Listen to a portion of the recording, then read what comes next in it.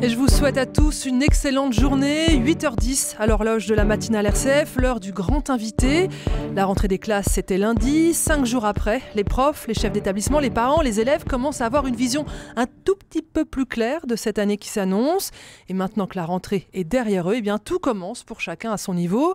Aujourd'hui, pour regarder à la fois cette rentrée 2019 et ce qui se profile jusqu'au mois de juin prochain dans les écoles, les collèges et les lycées, nous recevons le patron de l'enseignement catholique, Philippe Delorme. Bonjour. Bonjour. Alors officiellement, votre titre, c'est secrétaire général de l'enseignement catholique. C'est ça. Vous avez pris vos fonctions lundi, où vous succédez à Pascal Balmand. Vous êtes prof d'éco, vous avez été chef d'établissement et vous étiez auparavant le directeur de l'enseignement catholique du diocèse de Créteil. C'était donc votre première rentrée pour accompagner les 2 200 000 élèves de l'enseignement catholique, les 141 000 enseignants et les 85 000 salariés. Alors comment allez-vous ? Bien, je vous remercie. Très bien. Ça va mieux quand on touche la fin de la première semaine ? Je ne sais pas si ça va mieux, mais après, je suis rentré dans cette mission avec une certaine humilité, mais aussi avec une certaine confiance. Je crois que l'Esprit Saint est là et nous guide. Il nous guide dans cette belle mission qui m'a été confiée. Qu'est-ce qui est délicat dans une rentrée scolaire ? Dans une rentrée scolaire, ce qui est toujours délicat, c'est d'être certain que tout, dans tous les lieux, tout fonctionne bien, que les choses sont prêtes, que les élèves sont là, que les professeurs sont là, etc. Donc, mais ça, je dirais que c'est localement que ça se vit, ça. Alors pour vous, à votre place de responsable de l'enseignement catholique en France, qu'est-ce qui est délicat dans une rentrée ? À quoi est-ce que vous avez été vigilant, attentif ? Là, on a eu un petit peu l'actualité qui nous a rattrapé, je dirais, avec les questions de plomb et d'école à Paris. À Paris. Bon, c'est évidemment toujours un peu délicat quand la rentrée ne peut pas se passer normalement pour un certain nombre de jeunes. Et donc là, la mission du secrétariat général, c'est d'accompagner les personnes concernées sur le terrain. Après, c'est pas au moment de la rentrée scolaire, je pense que les choses sont les plus compliquées pour le secrétariat général. Vous aviez donné des consignes aux chefs d'établissement. Quelle tonalité leur avez-vous demandé de donner à cette rentrée scolaire ? Ça se passe pas comme ça dans notre belle maison. Faut pas croire ça. Vous n'êtes pas vraiment le patron, en fait ? Non, pas vraiment, en fait. Vous savez, dans l'enseignement catholique, d'abord, le lieu, c'est chaque diocèse, et chaque établissement a une réelle autonomie. Donc, bien sûr, il y a des impulsions, des orientations qui sont proposées, qui sont travaillées, qui sont concertées au niveau du secrétariat général avec les différents acteurs de l'enseignement catholique, les directeurs de Cézanne, les tutelles congréganistes, les parents d'élèves, les organismes de gestion, etc. Donc, il y a des orientations. On aura peut-être l'occasion de revenir dessus, notamment autour de la responsabilité en partage. Donc là, oui, ça fait plusieurs années qu'on vit quelque chose autour du réenchantement de l'école et un document a été publié juste à la rentrée autour de la question de la responsabilité en partage. Alors, on pourrait dire que ce sont des orientations, mais après, libre à chacun de les mettre en œuvre, de se les approprier ou pas. Alors le temps de la rentrée, c'est le temps où chacun revient de vacances, se retrouve. Et puis j'imagine que à la tête de l'enseignement catholique, vous êtes attentif à l'humeur, à ce qui se passe. Comment est-ce que vous trouvez les élèves en ce début d'année et comment vous trouvez les profs ? Tout le monde va bien Alors j'ai eu la chance là en ce début d'année de faire trois déplacements, un dans le Finistère pour rencontrer l'enseignement catholique du Finistère, un à Strasbourg et un avec le Bureau national de l'Association des parents d'élèves de l'enseignement libre, l'APEL.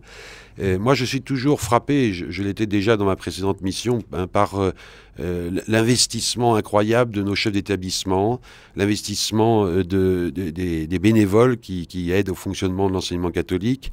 Et ce qui m'a été rapporté et ce que j'ai pu constater par le témoignage des chefs d'établissement, c'est que vraiment les équipes dans l'enseignement catholique, on a des belles équipes d'enseignants, de responsables de la vie scolaire, administratifs. Nos communautés éducatives sont énergiques, sont créatives, sont enthousiastes. Alors bien sûr, il y a des difficultés par-ci, par-là qui peuvent exister, il ne faut pas les nier. Bien sûr, il y a des personnes qui peuvent être en souffrance. Bien sûr, il peut y avoir des inquiétudes.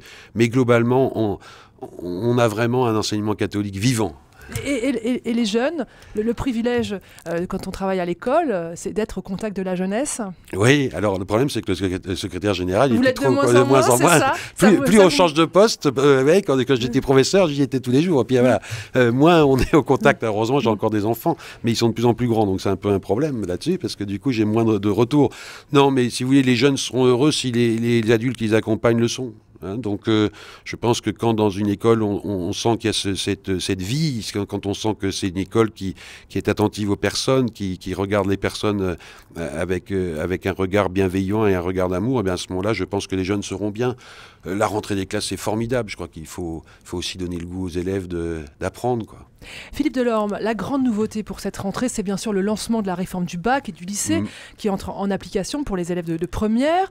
On dit l'enseignement catholique plutôt favorable à cette réforme. Alors on rappelle rapidement, la réforme elle fait disparaître les filières pour un tronc commun et des spécialités choisies par les lycéens.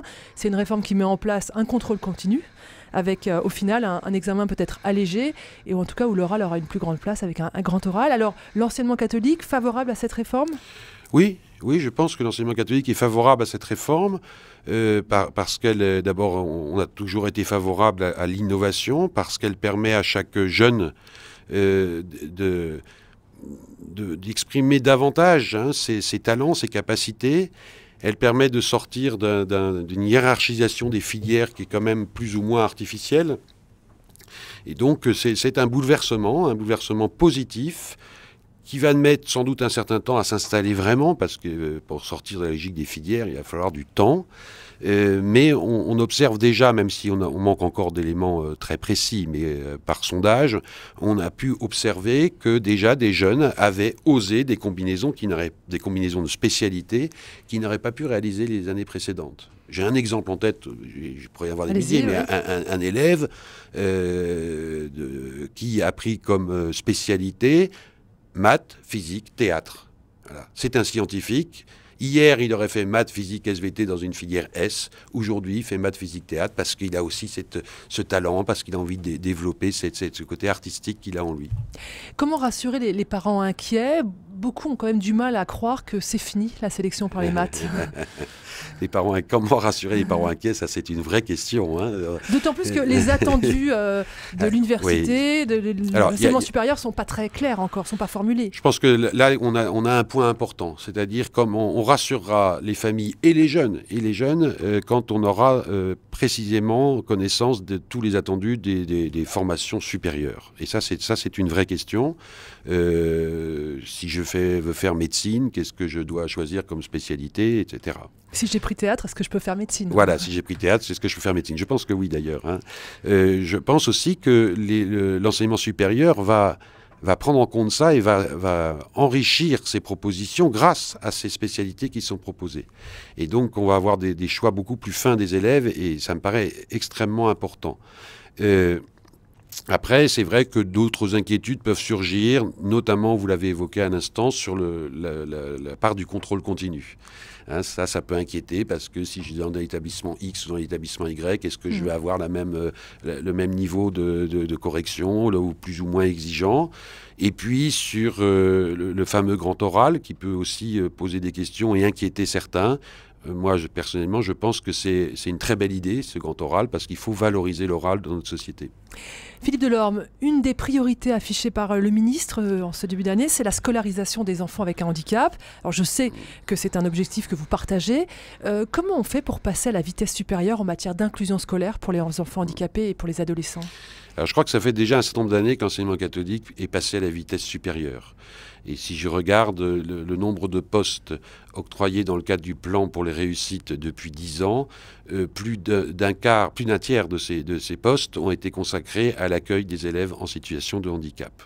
Donc voilà, on a considérablement développé des dispositifs du type... On fait mieux, mais on peut encore mieux faire. Oui, on peut encore mieux faire. Mais pour faire mieux, on fait comment ?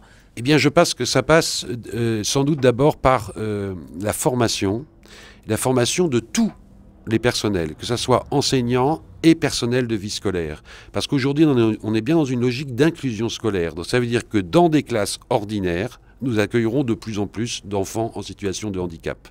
Et je crois sincèrement que nos enseignants sont prêts à les accueillir et que les réticences viennent plutôt de comment je dois m'y prendre, que refus de l'accueil de l'enfant en situation de handicap, parce que nos professeurs sont généreux. Mais il faut leur donner les moyens d'accueillir dans de bonnes conditions et bien travailler avec ce qui était avant les AVS et maintenant qui sont les AESH, donc des personnels accompagnant d'élèves en situation de handicap, de façon à ce que l'intégration de ces enfants se fasse le mieux possible. Alors oui, on n'en fait jamais suffisamment et il faut vraiment continuer à se battre pour que ces enfants puissent être accueillis dès l'âge de 3 ans dans nos établissements. Alors il paraît aussi que le gouvernement vous a fait un joli cadeau en ce début d'année, la scolarisation obligatoire des 3 ans au lieu des 6 ans. Ce sera un cadeau pour l'enseignement catholique puisque de fait, plus de 95% des enfants de 3 ans vont à l'école et que ça obligerait les communes à financer davantage les écoles maternelles. Tout va bien avec ce gouvernement ? Je ne sais pas, on est en dialogue, c'est pas un cadeau, c'est à partir du moment où il y a une décision prise de rendre obligatoire la scolarisation des 3 ans, effectivement la loi Debré s'applique et du coup... C'est une bonne nouvelle pour vous ? Oui, c'est une bonne nouvelle, mais qui me semble juste dans la mesure où on participe à l'éducation des enfants, c'est pas injuste. Il ne s'agit pas pour nous d'étrangler les collectivités locales et en l'occurrence les municipalités. Il faut savoir déjà qu'un certain nombre de municipalités participaient et nous accordaient un forfait pour les maternelles. Alors ça va permettre sans doute d'accueillir plus largement, plus facilement. Vous savez, nos écoles ne sont pas non plus richissimes et si on peut améliorer l'accueil grâce à ça, c'est très bien. Si on regarde l'histoire de l'enseignement catholique en France, Philippe Delorme, il y a eu tous ces établissements d'excellence pour former une élite. Il y a aussi tous ces pères fondateurs qui ont créé des écoles pour accueillir et faire grandir les enfants les plus pauvres. Alors comment aujourd'hui être fidèle à cet héritage et rejoindre davantage les familles en difficulté, que ce soit en banlieue ou en milieu rural ? Alors, je crois que là aussi, depuis plusieurs années, l'enseignement catholique vraiment met tout en œuvre pour améliorer ce qu'on va appeler la mixité sociale et scolaire. Donc il faut poursuivre ce plan en faveur des réussites, ce plan pour les réussites et consacrer une partie des moyens pour permettre ce développement. Et il faut toujours bien veiller aussi à ce que, quand on parle de mixité, on ait vraiment une mixité de public. C'est-à-dire que nous croyons que faire vivre ensemble et éduquer ensemble des jeunes qui ont beaucoup de facilité avec des jeunes qui en ont moins, des jeunes issus de milieux plutôt défavorisés avec des jeunes qui sont plutôt issus de milieux favorisés, est une chance pour les uns comme pour les autres. Et c'est là-dessus qu'il faut travailler. Il ne s'agit pas de créer des ghettos d'élèves de très bon niveau, d'un milieu social élevé pour caricaturer. Oui, mais ça existe aussi parce que nous sommes implantés dans des lieux où la mixité sociale n'existe plus. Et donc, vous reflétez votre environnement proche, c'est ça ? Forcément, mais comme dans le public. Je veux dire, je pense qu'il faut aussi comparer ce qui est comparable, c'est-à-dire que de ville en ville, de quartier en quartier, et si on veut comparer la mixité sociale qui existe chez nous... Mais ça fait partie de vos objectifs de renforcer cette mixité. Bien sûr. Et ça passe par quoi ? Ça passe par des moyens octroyés dans des lieux où cette mixité est possible. Ça passe par le développement éventuellement de nouveaux établissements. Dans le diocèse de Créteil, un lycée vient d'ouvrir à Villejuif où il y a vraiment un projet de mixité sociale parce qu'on est dans un coin du département où il y a une vraie mixité sociale, mais c'est inscrit dès le départ dans le projet. Philippe Delorme, l'enseignement catho, c'est souvent vu comme un plan B, un recours pour les parents qui sont déçus du public. Est-ce qu'on vous choisit encore pour vos valeurs catholiques ? Je dirais qu'on nous choisit essentiellement pour nos valeurs catholiques. C'est vrai, ça ?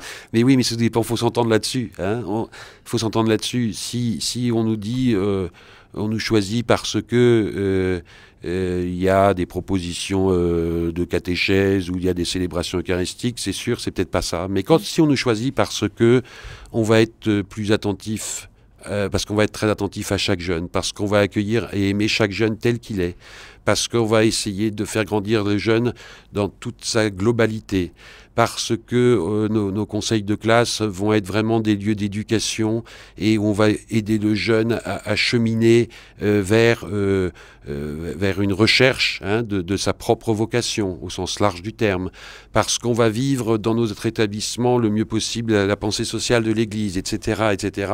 Eh bien, je dis, c'est pour ça qu'on nous choisit. Et c'est ça que ça veut dire être catholique? Ça veut dire aussi ça, c'est-à-dire qu'être catholique, c'est quoi? C'est essayer de vivre l'évangile du Christ au quotidien. Eh bien, regardons comment le Christ a été éducateur, comment le Christ a accueilli le plus pauvre, comment le Christ, voilà. Philippe Delorme, dernière question. Vous être diacre au sein de l'Église catholique. Comment ça se voit, ça se sent? Comment vous faites ça en parallèle avec votre mission? Être diacre, c'est être. C'est pas faire d'abord. Donc c'est voilà, comment être serviteur comme le Christ est serviteur, puisque le diacre est le signe du Christ serviteur. Donc moi j'aime bien cette phrase de saint Paul qui m'habite, par l'amour, mettez-vous au service les uns des autres. C'est ce que j'essaye de vivre, mal, mais c'est ce que j'essaye de vivre au quotidien. Merci beaucoup Philippe Delorme d'avoir été ce matin notre grand invité. Je rappelle que vous êtes le tout nouveau secrétaire général de l'enseignement catholique. Bonne rentrée et bonne année scolaire à vous. Merci beaucoup.